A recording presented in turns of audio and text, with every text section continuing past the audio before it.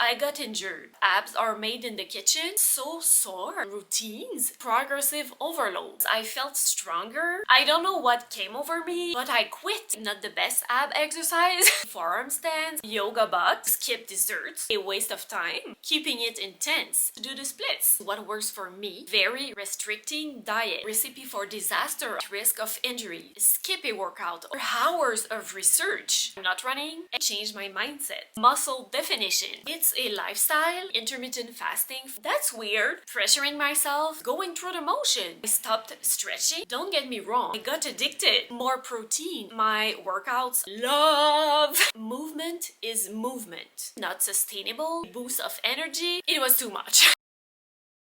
Hello. After my workout this morning, I felt very inspired to finally film a video about the mistakes I have made on my fitness journey so that hopefully maybe you can avoid making them, and if you did make them and you can relate, well, I'm glad that now we both know better. I'm glad I made those mistakes because I learned from them. I have been wanting to film a video about my fitness journey for quite some times now, but I also had this idea of talking about my mistakes. So I figured that for now I would make a video incorporating both of those, and I might make a separate video only about my fitness journey if that could be of interest for someone.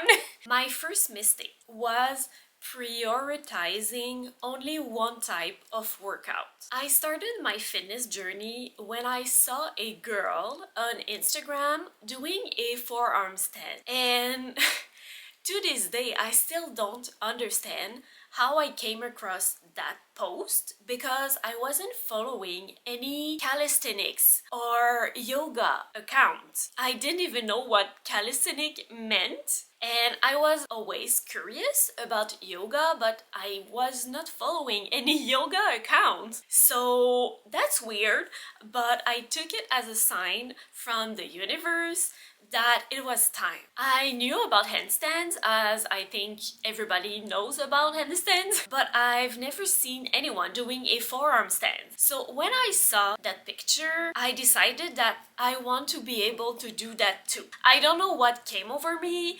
I don't know. I guess I figured it was the next step. There is so much noise in that hotel. I was always interested in yoga, and I did do a few sun salutations here and there, but I mostly saw it as stretching, which I thought was boring. But once I dove into the world of inversions, I got addicted. I just could not get enough. I had so much fun learning inversions that I decided I wanted to be able to do the splits. So while practicing forearm stands, I was building my own yoga flows to help me progress in my inversion practice, and I added flexibility poses to help me be able to do the splits. Because my only form of exercise besides yoga was walking, you know, my daily walks in the forest, what happened is that I got injured. I suffered a hamstring injury, commonly called yoga butt, because it is a common injury among yogis, because yoga does a lot of hamstring stretching but not a lot of hamstring strengthening. The medical term is proximal hamstring tendinopathy. Of course, I had no way of knowing that an injury was just waiting to happen because most tutorials I followed to learn the splits never talked about that. So I started feeling that pain at the top of my hamstrings where it connects with the glutes. But the thing is that it was hurting only when I was working on my hamstring flexibility. So I wasn't suffering through the day, which I found very weird. Finally, after hours of research on Google, I finally learned about Yoga Bot, which also led me to discover my now favorite yoga teacher, Liv in Leggings, which is amazing because she talks about things that not a lot of yoga teacher talks about, like that injury. Liv's approach combines flexibility and strength, which is what we need to move well and avoid injuries. And the opposite is also true because a lot of bodybuilders end up having back problems because they never stretch. So their muscles become so tight, and what happens is that other muscles end up compensating, which is a recipe for disaster on the long term. So when I saw Liv's Instagram post about Yoga Bot, I reached out to her and she was so kind to answer me, and she also recommended that I stopped stretching and that I started building strength by incorporating bodyweight exercises like hamstring curls, then progressing to deadlift. So this is what got me interested in weightlifting. And onto my second mistake. I loved feeling strong and seeing myself getting stronger while doing hamstring curls and other hamstring exercises, so I got addicted. I wanted to keep getting stronger and explore this whole new world. I started following random lower body workouts on YouTube, like Chloe Ting, Pamela Reif, and the likes, without any structure and not aimed at progressive overload. But most importantly, without knowing how to properly do these exercises. So I was doing donkey kicks, fire hydrants, or bridges without knowing anything about mind-muscle connection. So I was just going through the motion. Don't get me wrong, those workouts are great if you simply want to move more or if you want to take a challenge for fun, but they are not sustainable on the long term and they won't help you progress. And the danger with these challenges is that you don't learn how to properly do the exercises, so that puts you at risk of injuries. Then I discovered Caroline Girvan and Sydney Cummings, which are actually proper at-home workouts, incorporating dumbbells and aimed at progressive overload. At that time, I wasn't sure about dumbbells because I felt stronger and I could see my body actually changing with bodyweight exercises, but I decided to give it a go, so I went to Walmart and bought my first dumbbells, which were two 10-pound dumbbells. They are blue and they are ugly and I barely use them anymore, except maybe to elevate my heels on. And I also ordered an elastic band kit on Amazon. So thanks to Caroline and Sydney, I started doing more structured upper body workouts as well, because until then I was focusing on lower body to strengthen my hamstrings, and the only other upper body exercise I was doing were inversions and arm balances, and I could feel myself getting stronger and I could even see muscle definition by doing those calisthenic and bodyweight exercises. So I was curious about how working out with weights could make me even stronger, which led me to mistake number 3. When I learned how to properly work out, I went too hard. I overtrained. I lifted too heavy too soon. My workouts were 1 hour long and I simply did too much at once without rest days because I simply did not know about rest days. I based my workouts on Caroline and Sydney without really knowing how to build a proper workout routine aligned with my goals. So I was doing too many exercises working the same muscle and I felt constantly sore. When I started implementing rest days, I was feeling bad and guilty. I saw them as a waste. So I planned something on rest days, like a longer yoga session, a long hike, a long run, a long cardio workout. Even though sometimes I felt so sore and I really wanted to rest and do nothing, I would not allow myself that. So what did I do? Of course, I kept researching about rest days and how to learn and enjoy them and how to allow myself that rest that is well deserved. I eventually changed my mindset when I understood that it is during rest days that our muscles get stronger as they repair themselves. And rest days are great for focusing on things I don't take the time for when I'm working out, and that helps with recovery, like stretching sore muscles, eating healthy food, taking the time to meal prep, maybe work on my inversions. But now I never pressure myself to do anything on rest days. I appreciate this break and I congratulate myself for all of my hard work. And now, most of the time on my rest days, I just do nothing. I go for my walk if I feel like it. Otherwise, I can stay on the couch and edit videos or read. I don't pressure myself. I deserve this. My next mistake was pressuring myself to go heavier instead of focusing on my form. Because dumbbells were new and exciting to me, I was so focused on progressing to the next weights because I didn't know there was more than one way to progressive overload, like doing more reps, taking shorter breaks between sets, adding 1.5 reps and pulses, doing the reps faster or slower. I saw that Caroline and Sydney were incorporating these techniques in their workouts, but I didn't know why. After more research, I was finally happy with my more balanced weightlifting routine. But I was only focusing on building muscle. So I did not do cardio except my usual day walk because I have been told that cardio would ruin my muscle gains, which is not true if you make sure that you are eating enough. I have been running on and off for a few years, but I quit because I was scared.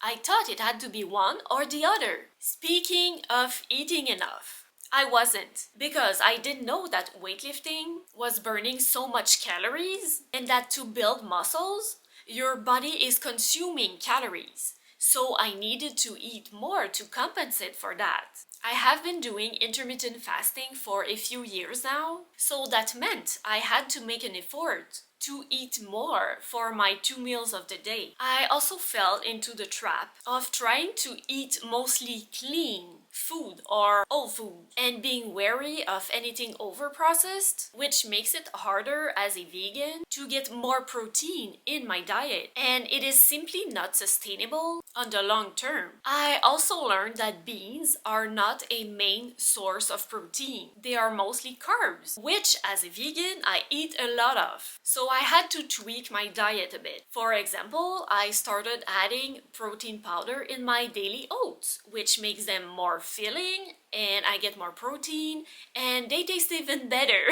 I discovered protein bars and I simply started having more fun with food instead of having that unsustainable view on food. Now, let's talk about abs. When I started working out, I exercised my abs separately, so as a finisher after my workouts usually, which I never found it to be fun, and I just did it because I thought you needed to do it, which is not what I think anymore. To me, it is only a waste of time. Now, don't get me wrong, I'm all for core strength, but not for endless exercises that you do laying on your back when your core is there to stabilize your body. Your core is already working hard when you are doing compound exercises like squats and push-ups, for example. It is often said that abs are made in the kitchen because no matter the amount of crunches you do, which is, by the way, not the best ab exercise, what really makes your abs visible or not is the layer of healthy fat, which is actually there to protect your internal organs. So, I'm not about to skip desserts or fall back into the trap of trying to eat only clean and whole food.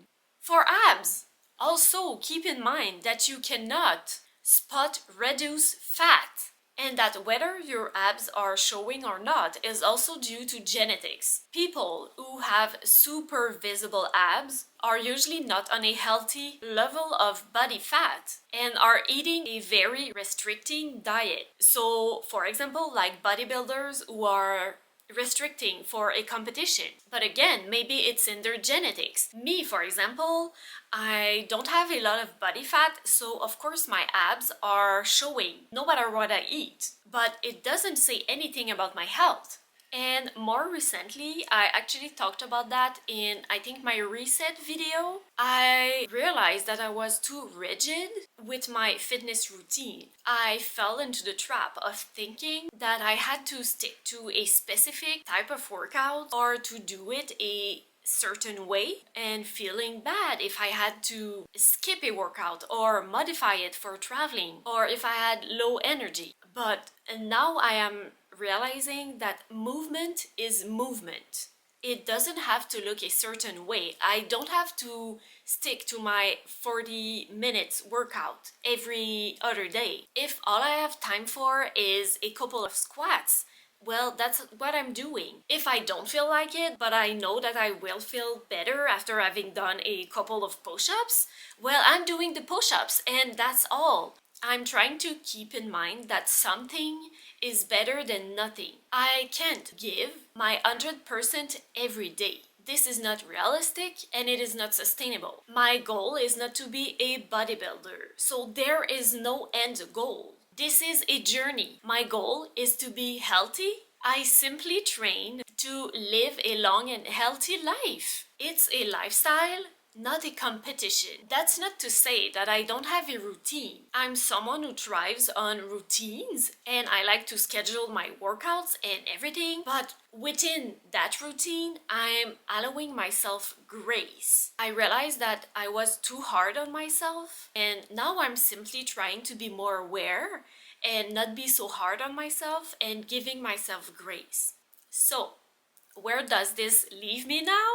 I'm currently on a work contract and I personally like to work early in the morning. So if I don't want to wake up at 4 a.m.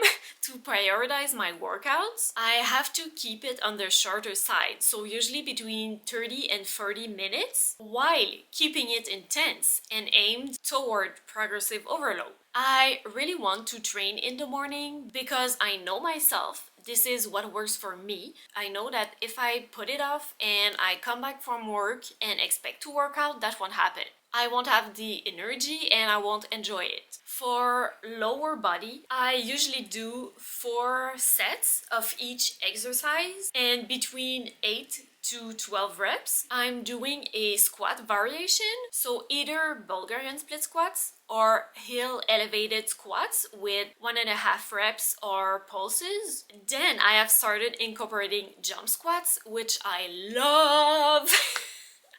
Because I love jumping and I love the cardio side of it. Then I move on to deadlifts or hamstring curls or both depending on the time I have, and I finish with hip thrusts. When I have more time or energy, I will do both deadlift and hamstring curls, like I said, to really fry my hamstrings and just because I love training hamstrings. And I will add bended glutes kickbacks to isolate my side glutes. And for upper body, I typically do 1 exercise for each muscle. I stick to compound exercises like push-ups, shoulder press, bench row, and I also like to isolate my biceps and my triceps. I usually do 3 sets of each and between 8 to 12 reps, and then I move on to my inversion practice. For however long I feel like it, I love to incorporate my inversion practice in a workout instead of trying to fit it in my day and being too tired or pressuring myself. I calm down on cardio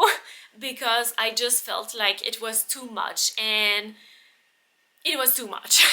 I started feeling overwhelmed when I jumped straight into a 30-minute cardio workout after my strength training before going for a walk or a run. That was a lot. For now, it's winter, so I'm not running, and I don't really have a cardio routine anymore, meaning I do it when I feel like it. I assess how I'm feeling. Sometimes I will do a cardio workout on YouTube as an afternoon pick-me-up when I need a boost of energy or if I have too much energy.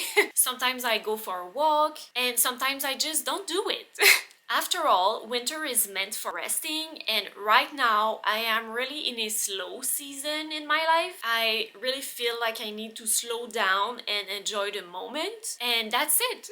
Well, I guess that's enough mistakes. I expect, of course, to do many more, but that's how you learn and that's how you progress. So I hope you found this video interesting, maybe helpful, or at least entertaining.